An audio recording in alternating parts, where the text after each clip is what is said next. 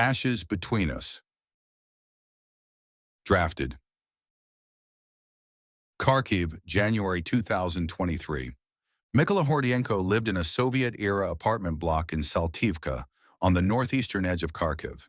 Before the war, the district was a dense hive of panel buildings, trolleybus wires, and concrete courtyards where old men played chess and children screamed across rusted jungle gyms. Now most of it was ruins. Bombed in the first months of the Russian invasion, Saltivka had become a frontline memory. Mykola's building still stood, miraculously untouched. But 3 blocks away, entire towers had folded inward, like collapsed lungs. He had returned months earlier from his aunt's village near Lozova, where his family had initially fled when the missiles came. But Mykola wasn't the type to run forever. There was work to be done. His small garage on Shevchenko Street, not far from the central square, had somehow survived. People still needed cars fixed, especially now, when supplies were erratic and fuel was rationed. He rebuilt alternators, patched bullet-riddled bodywork, siphoned diesel from abandoned tractors when he could. He lived with his wife, Olena, in a 4th-floor flat with weak heating and triple-layered plastic sheeting over the windows to keep the wind out.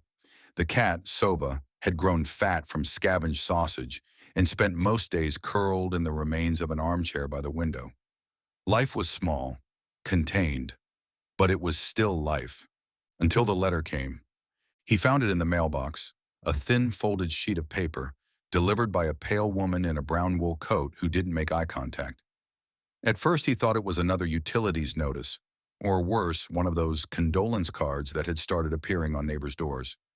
But no, this was worse in its own way.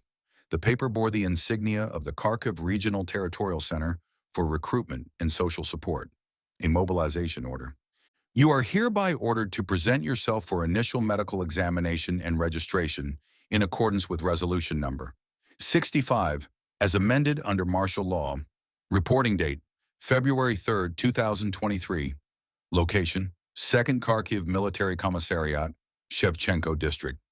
His fingers clenched around the page. He didn't tell Olena immediately.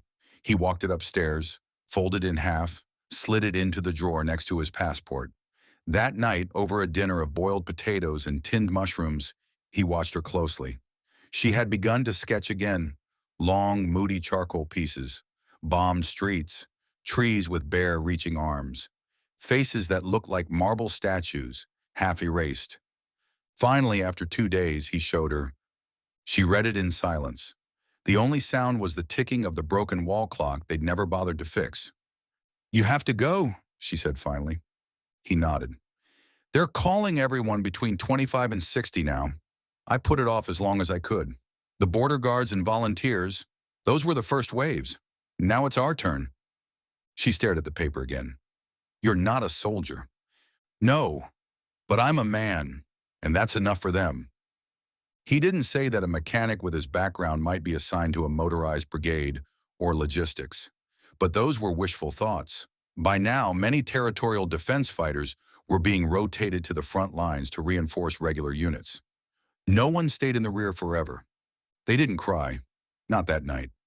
Neither of them were the kind to weep loudly, but they sat together on the couch in silence for a long time, Olena's head resting on his shoulder, her charcoal-stained fingers curled around his. The 2 weeks that followed were both too fast and impossibly slow. Mykola reported to the commissariat and stood in line for 5 hours with 50 other men. Some young, cocky, still smelling of cologne. Others older, hardened, with stiff backs and hollow eyes. The medical exam was perfunctory. A blood pressure check, questions about prior surgeries, a crude vision test. They barely looked at his records. "You're healthy. You'll be called in less than 10 days, said a conscription officer, not unkindly. The city was still under threat. Missiles from across the Russian border in Belgorod struck randomly, sometimes targeting infrastructure, sometimes schools. There was no pattern, just noise and dust and fear. Olena became quieter. She took down her paintings and began packing a small suitcase. Mykola didn't ask what she was doing at first, not until she folded her documents, passport, refugee registration, marriage certificate, into a plastic sleeve. "I heard they're letting women and children across into Poland again," she said. I think I can make it to Lviv by train, then to Przemysl, and from there, Lyon. Why Lyon? My father's cousin lives there. Remember Yulia? The one with the bakery? She's offered to sponsor me. And me? She looked at him then, and he saw it in her face, what they were both pretending not to acknowledge. You won't be able to leave, she said. You're on the registry now. Mykola wanted to be angry, but he couldn't. He knew she was right. There were no more men in the line at the border, only women, children, the elderly. He had become a statistic, a man of fighting age. That night they lay in bed together, not touching. The room was cold, the cat restless. Outside, the sound of distant explosions echoed faintly. Mykola stared at the ceiling, where mold had begun to creep across the corner from the leaking roof. He counted the cracks. When he turned to hold her, she was already awake, staring into the dark. I'll wait for you, she whispered. He didn't answer. The train to Lviv left at 6:42 a.m. from Kharkiv Passagiersky Station, under tight military control. Olena wore 3 layers of clothing, had stuffed her sketchbook between sweaters, and carried a roll of hard candy from the corner kiosk. Mykola stood on the platform with her, one hand gripping the worn handle of her suitcase. They kissed once. It was a dry, short kiss. Neither one wanted to linger. When the train pulled away, Mykola didn't wave. He just watched, hands in his pockets, as the metal serpent vanished into the gray distance. 3 days later, he was called up. He was assigned to the 92nd Mechanized Brigade, based in the Kharkiv Oblast, a unit known for its defense of eastern positions near Kupiansk and Svatov. Training was sparse, only 11 days in a makeshift camp near Izium. They practiced with Kalashnikovs and anti-tank weapons. He learned to patch tires under fire, to keep engines warm in snow, to strip and clean a rifle faster than he ever thought possible. But it wasn't enough. War was not learned in drills. It was learned in silence, in waiting, in the moments between movement and death. By March, he was deployed to an area north of Bakhmut, near the village of Yahidny, where trench lines clawed through frozen earth. The 92nd had been holding the line, trying to delay the Russian advance as Ukrainian forces prepared a broader counteroffensive elsewhere. It was attrition warfare, measured in meters and bodies. He shared a dugout with 2 men, Ihor, a former geography teacher from Sumy, and Taras, a 20-year-old farmer who had never left Poltava until the war. They joked sometimes about vodka, about women, about the absurdity of fighting over a field filled with broken tractors. But mostly they stayed quiet. Every few days they rotated forward to a listening post near a shelled-out school. The smell of ash clung to everything. One night they came under drone attack. FPV drones, fast and nearly silent until the final second. Taras died with half his face gone. Mykola held what was left of him until the medics arrived. Ihor vomited into the trench wall. After that, Mykola stopped counting days. Still, he kept his phone close. When he had signal, he checked for messages from Olena. There were fewer now. Sometimes she sent photos, her in a scarf, standing beside a market stall in France, a bowl of soup, a new sketch of a river she'd seen near the Rhone. She never sent pictures of people. Her words were careful, neutral, always "I'm okay" or "staying strong." Never "I miss you." He didn't ask questions, not then. Instead, he replied with short updates. Alive, no injuries. It's cold. Miss Sova. We buried a boy today, from Odessa. Snow coming. I dreamt of your hands last night. There were no promises, only distance, and the quiet, creeping certainty that something fundamental between them was fading. Not because they stopped loving, but because they were both learning, in different countries, how to survive without each other. The front. Yahidne, March 2023. The trench near Yahidne was 2 meters deep and 700 meters long, hacked into the black soil by soldiers and volunteers with more desperation than experience. It twisted like a drunken snake through fields once planted with barley and corn. Now the fields were craters and carcasses, metal, human, animal. There were no birds. Mykola's sector was designated Echo 4, part of the forward defense grid north of Bakhmut, where the 92nd Mechanized Brigade had been stationed since early February. It was technically part of the defensive ring, but the ring kept shifting, shrinking with every bombardment. The Russian assault was relentless. Infantry waves, artillery barrages, drone recon, occasional armored pushes, supported by Wagner mercenaries and Russian VDV units. The air always smelled of wet earth, diesel, and blood. Mykola had been assigned to a motorized unit as a repair tech, but after 2 weeks, roles began to blur. The unit lost 2 riflemen during an ambush near Krasna Hora, and suddenly Mykola was handed an AK-74 and a worn chest rig like everyone else. The logic was simple. Anyone who could stand could fight. He shared his trench segment with Ihor, the former geography teacher, and Andrei, a wiry man from Dnipro who spoke rarely and chain-smoked so fiercely that his fingers were permanently stained yellow. They slept in turns, rotating watch every 3 hours. A foot of frozen mud lined the walls. Rats ran like ghosts along the duckboards. The sky overhead was often iron gray, sometimes orange with artillery flashes. On good days, they received food drops, canned pork, stale crackers, packets of instant coffee. On bad days, they ate snow and smoked dry twigs for heat. Water was filtered through tablets that tasted of bleach. Coffee was a sacrament. Cigarettes were currency. Laughter was rare and short, like a sneeze. Every man wore the same distant look, like he was halfway between the present and somewhere else. Somewhere safer, or maybe just emptier. One afternoon during a lull, Ihor asked quietly, "What's the first thing you'll do when this is over?" Mykola shrugged. "Fix the roof. The flat's still leaking."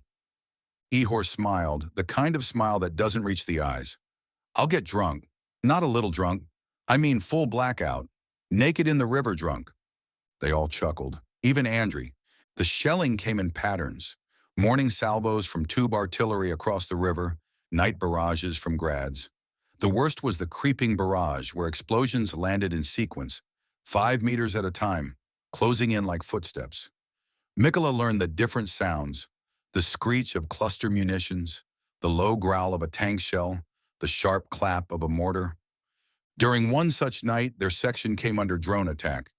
They heard the buzz before they saw the flash. A lancet loitering munition, fast, nimble, guided. It struck an ammo cache 30 meters south. The blast wave tossed Mykola to the ground, dirt in his mouth, ears ringing. When he looked up, Andrei was gone. Pieces of his coat fluttered on the trench wall. They never found his head. Ihor screamed, not words, just sound, high and thin. That night, Mykola sat beside his friend, holding a small flask of cheap Horilka passed down from another trench. Neither of them spoke. The dead were collected by stretcher teams and zipped into body bags marked with yellow tape. His phone survived in a waterproof pouch he kept beneath his vest. Sometimes, if the solar charger worked and the signal crept through, he messaged Olena. Their exchanges were sparse, not hostile, just hollow. Olena, "It's raining here too. Strange how it follows us." Mykola, "Still snowing here. I think spring forgot us." Olena, "I got a part-time job at a bakery. Alain helped. He's kind." That name, Alain, sat in Mykola's mind like a piece of shrapnel, not sharp enough to bleed, but too deep to remove. He didn't reply for 2 days. When he finally did, it was brief. "I'm glad you're safe." It was true, and yet it wasn't. There was no time to reflect, not really. The front didn't allow for introspection. You thought only in terms of minutes, meters, and the next rotation. But at night, lying on frozen bedding beneath a camouflage net, he found himself playing back memories like film reels. Olena at the metro station, sketching strangers without them knowing, the way she bit her lower lip when thinking, the rhythm of her breathing in sleep. He wondered if she still thought of him, if Alain's apartment in Lyon had heating, if she made him borscht. He hated these thoughts. They made the cold worse. In April, their platoon was sent to reinforce a crumbling section near Klishchivka, south of Bakhmut proper. The terrain was a maze of shell-scarred trees and collapsed farmhouses. The enemy was close, sometimes less than 200 meters away. They engaged in trench raids, short, Brutal skirmishes at night. Mykola killed his first man during one. He didn't even realize it until after, when the shaking stopped and he saw the blood on his gloves. The Russian had been young, maybe 18. His eyes were open.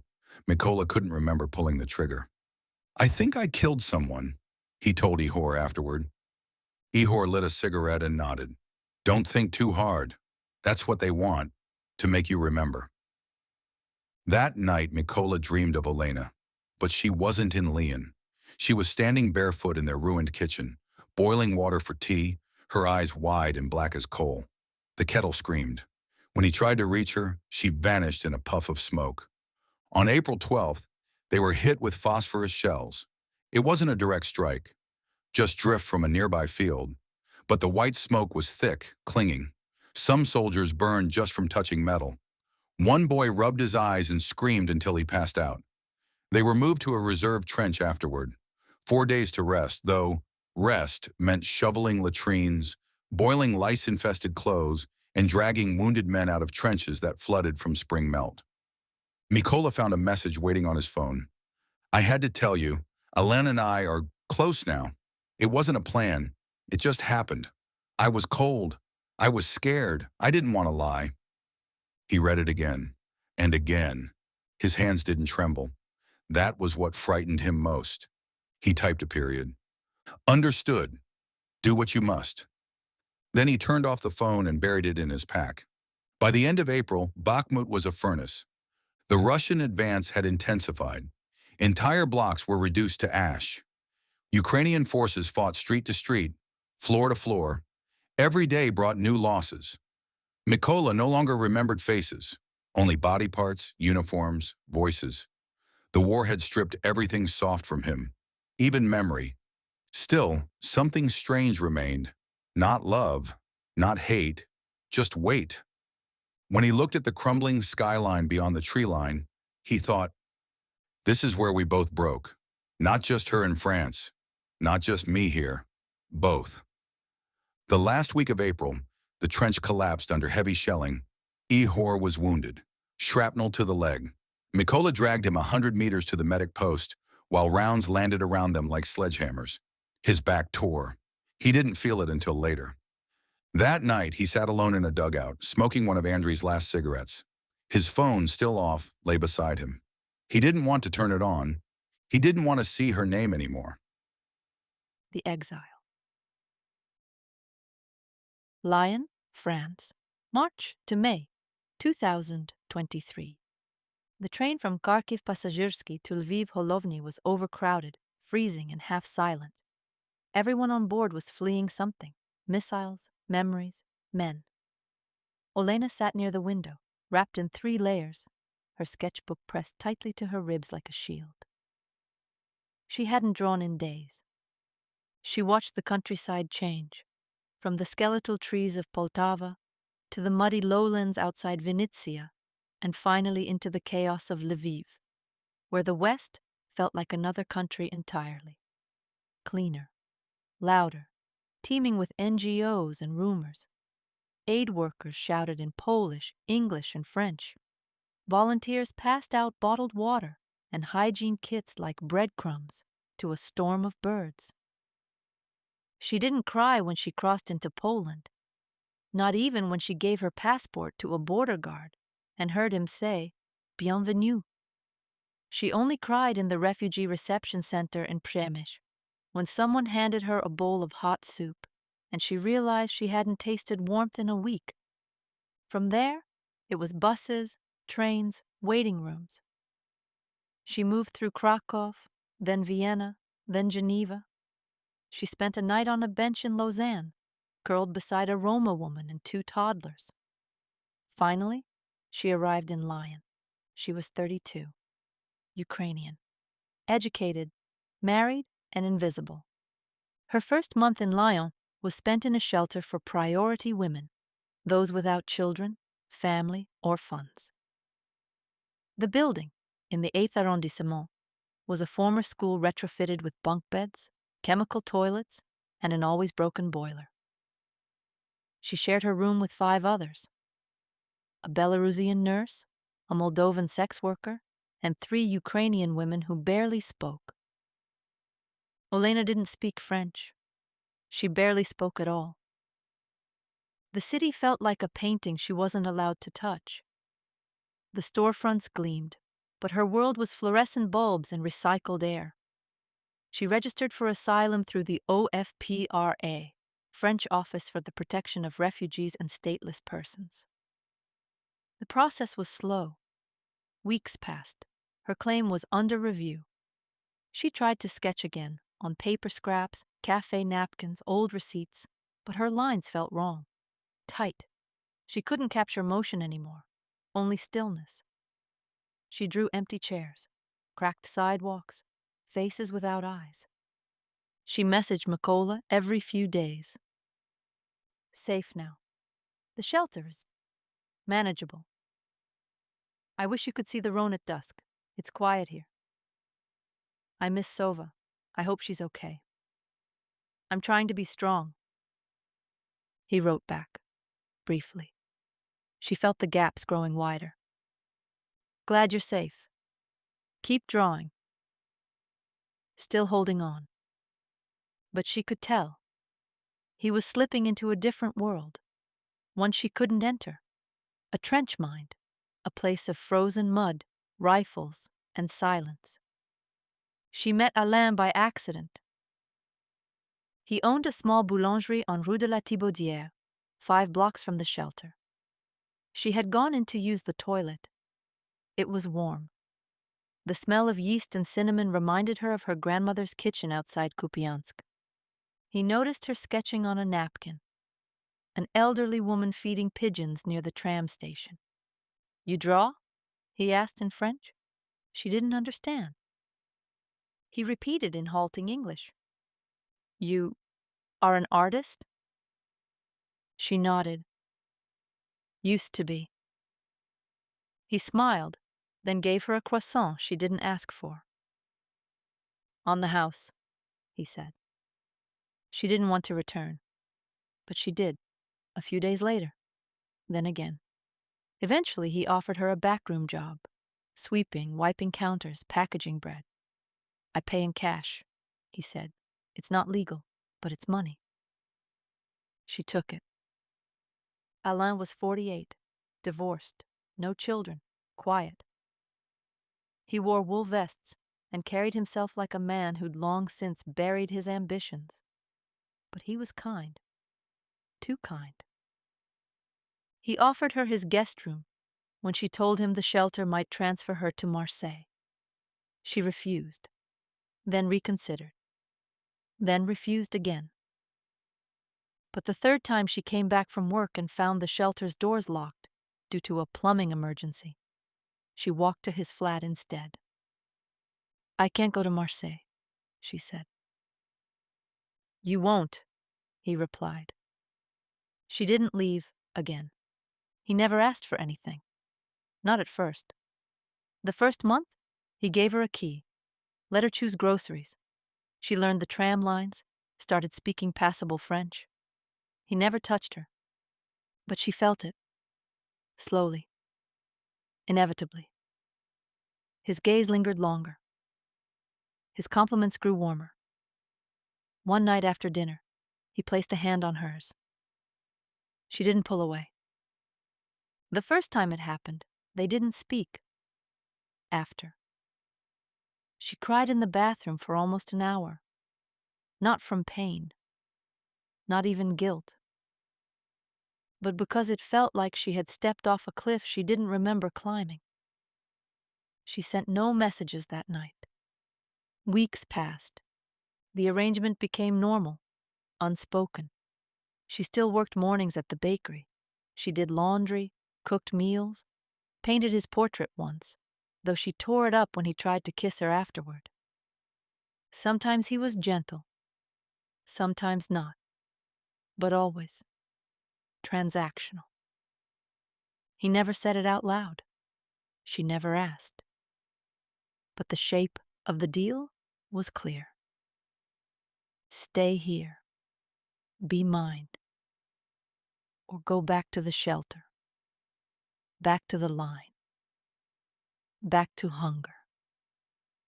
And so she stayed.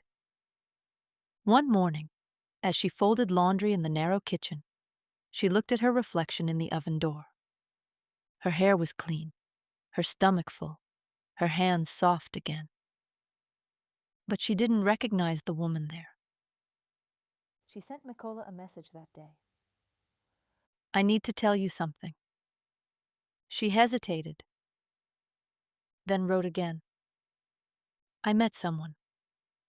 I didn't plan to. I didn't mean to. But it's not just about love anymore. It's about living. I still think of you. Every night. But I was alone here. I couldn't survive by memory." He didn't respond. Not for 2 days. She imagined him reading the message in some dirt trench with no roof, surrounded by fire. When the reply came, it was 2 sentences. "Understood. Do what you must." And she cried harder than she had in months. May brought warmer days. She took long walks by the river, sketchbook under arm, though she rarely used it now. Sometimes she passed Ukrainian families in the park, mothers with children, men in wheelchairs. No one looked at each other. They had nothing to share but absence. Alain never asked her about her husband, but he saw it in her face sometimes, especially when she stood too long by the window, watching the sky. One night, he asked, "Do you love me?" She didn't answer. He never asked again. She often dreamed of Mykola. Not as he was, no longer, but as she remembered, at the garage, hands black with grease, eyes tired but warm. In her dreams, he still held her hand across the bed, still smelled of smoke and pine. But when she reached for him, he always faded. Always. She woke up one night with his name in her mouth and found Alain sleeping beside her, hand draped across her ribs like a chain. She stared at the ceiling for an hour. Then she got up and painted.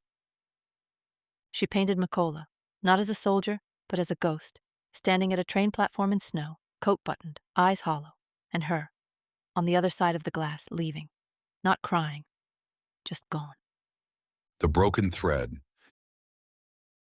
Donetsk Oblast, June 2023. There came a time when Mykola stopped feeling anything. It didn't happen all at once. There was no sudden collapse. It was more like frostbite, slow, imperceptible, until the numbness crept so deep he couldn't remember what warmth had ever felt like. Emotion was a muscle that had atrophied under months of attrition, shellfire, and smoke. By early June, his unit had been rotated northwest of Chasiv Yar toward the canal sector, a fragile holdout near the Bakhmutka River, where mud-swallowed boots and drones hunted men like game. The city of Bakhmut itself was now beyond recognition, churned into ash, body parts, twisted beams. Reports called it a meat grinder. He preferred not to call it anything at all.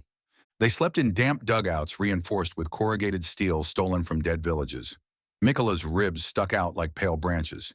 He had lost 12 kilos since March. His gums bled. His left eye twitched when he hadn't slept. He didn't know how long it had been since he'd laughed or cried. Only 2 things kept him rooted to the world. 1. A photo of Olena, folded, creased, water-damaged, kept in the inner flap of his ballistic vest. The daily ritual of checking but rarely answering her messages. The last one she'd sent had ended with a colon. "I don't know what we are anymore, Kolya. I want to believe we'll find each other again. But maybe we already lost each other before the war." He didn't respond, not because he didn't care, but because he wasn't sure who she was speaking to anymore. The man she remembered, the man with calloused hands and oil under his nails, was gone. What was left was this, a figure in camo, eyes glassy, fingers twitching near the trigger. One evening, after a 48-hour blackout due to shelling, the signal came back. He found her new photo on his phone. Olena in a red dress, hair clean, loose. A river behind her, probably the Rhone. There was a second coffee mug on the table, cropped out, but obviously not hers. Mykola stared at the screen. He didn't feel jealousy. He didn't even feel betrayal. What struck him was the absurdity, the foreignness of it, that she could be there, in light and linen and wine, while he sat in a moldy trench, stomach hollow, eyes ringed with dirt. They were not two parts of a broken couple anymore. They were two different species. He typed a reply, then deleted it. Typed again, erased it. Finally he wrote, "You look healthy, I'm glad," and nothing more. War routines settled into patterns that masqueraded as life. Each morning they were given their sector map and drone activity update. By noon they received their rations. 1 tin, 1 biscuit, 1 iodine pill. By night they rotated sentries and reinforced barriers with scavenged sandbags. Mykola learned to sleep in 10-minute bursts.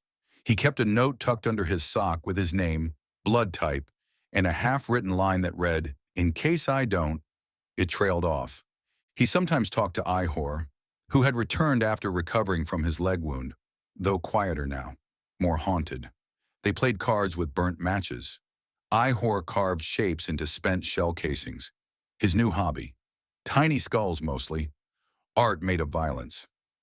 "Do you ever think about going back?" Mykola asked once. "Back where?" Ihor replied.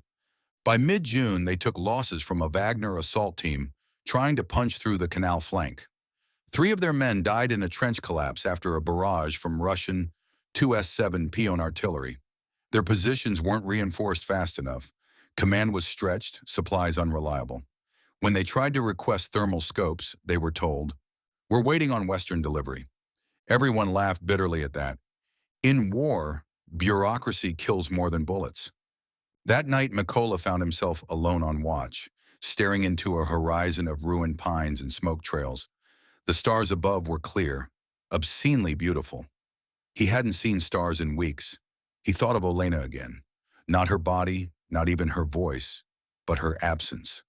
The space beside him in the bed, the echo of her footsteps in the hall, the scent of turpentine and paint, and beneath it all, a question he didn't want to ask. What did we owe each other, really? Was it love? Or simply the idea of love? His thoughts were interrupted by a buzz, a drone. He dove flat against the mud. The sound passed. No detonation. Just a recon unit. But it was enough to kill the moment, to drag him back into the body. After the failed Russian assault, his unit was pulled back towards Sloviansk for a week of recuperation. They were given beds in a school-turned barracks, thin mattresses, running water. Mykola took 3 showers in 2 days just to feel the heat. A Red Cross volunteer brought in books, mostly pulp, but one was a French translation of Chekhov's Ward Number, 6 inches. Mykola read it in one sitting. The ending hit harder now, a man locked in his mind, rotting from truth. He sent Olena a voice note. He hadn't sent his voice in months. "Do you remember when you painted the hospital from that story? You said it was the saddest building you'd ever drawn. I think I live there now." She replied the next day. Her voice trembled. "Kolya, I don't know how to fix this. I still think about you. Every time it rains, every time I cook something simple. But I also know I'm not the same either." He didn't answer. There was nothing to fix. Just 2 people drifting in different oceans, tethered by memory. In late June, a new conscript arrived. 19, from Lviv. Name, Bodan. He was too clean. Carried photos of his girlfriend taped to the inside of his helmet. Wrote poems in a tiny notebook. He asked Mykola once, "What do you do when you're scared?" Mykola said, "You stop pretending you're not." On the final day of the month, Mykola saw his reflection in a broken mirror at a checkpoint outside Siversk. He stared for a long time. His beard was feral, eyes sunken, cheeks hollow. But worse than that, nothing looked familiar. It was not the face Olena would recognize, not even the face he recognized. And that, more than death, terrified him. He messaged her that night. If we ever meet again, I don't know if we'll know each other. She replied, maybe that's how we begin again. He sat with that message for hours. Then, for the first time in months, he turned off his phone, not because he was afraid of what it would say, but because for once it didn't hurt to read it. Two survivals. Kharkiv, September 2023. The train from Kramatorsk arrived at Kiev Pasajersky Station just after 4 a.m., under a pale blue sky not yet disturbed by sirens. Mykola stepped down with 30 others, soldiers on rotation leave from the Donbass sector, faces like worn coins, backpacks faded by sun and soot. He moved slowly, his knees hurt. The body didn't bounce back anymore. A corporal handed out laminated passes, temporary papers for 7 days rest in the capital before redeployment. No one said vacation. No one laughed. Even their rest was borrowed. Kiev was awake but subdued. The Darnitsky Bridge gleamed under early light, its arches thin against the skeletal skyline. He walked west through the sleeping streets, past shuttered shops, murals of saints and sunflowers, piles of sandbags still guarding ministry doors. He'd arranged to stay at a veterans shelter near Pechersk, in a converted school. The mattress was thin. The air smelled of disinfectant and old sweat. That morning he showered with warm water for the first time in weeks. When he looked at himself in the mirror, he didn't flinch. He had stopped being surprised by the stranger. He had one message from Olena, sent a few days prior. I've been thinking about coming back, just to visit, just to see what's left. I found Sova's old leash. I cried for an hour. He didn't respond immediately. Instead, he left the shelter, walked north to Andreevsky Descent, passing shuttered galleries, cafes still displaying signs in solidarity. Slava Ukraini, refugees welcome. The city had learned how to live with grief, the way a man might learn to live with shrapnel in his spine. Still walking, just slower. He sat on a bench in Podil, hands clasped, eyes on the rising sun. He realized then, he wasn't sure he wanted to see her. He wasn't sure he could. Lion, that same morning. Olena sat in the cafe on Place Bellecour, sketchbook open, pencil poised above a blank page. She hadn't drawn anything in 2 weeks. Alan was gone for the weekend, visiting his sister in Marseille. He'd left without speaking much. He knew something had changed. The air between them had gone stale. Not bitter, not angry, just used.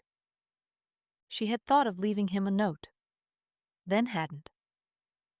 Now she sat alone, coffee cooling beside her, and stared at the paper. She finally drew something. A man's boots. Worn, caked in mud. The laces frayed.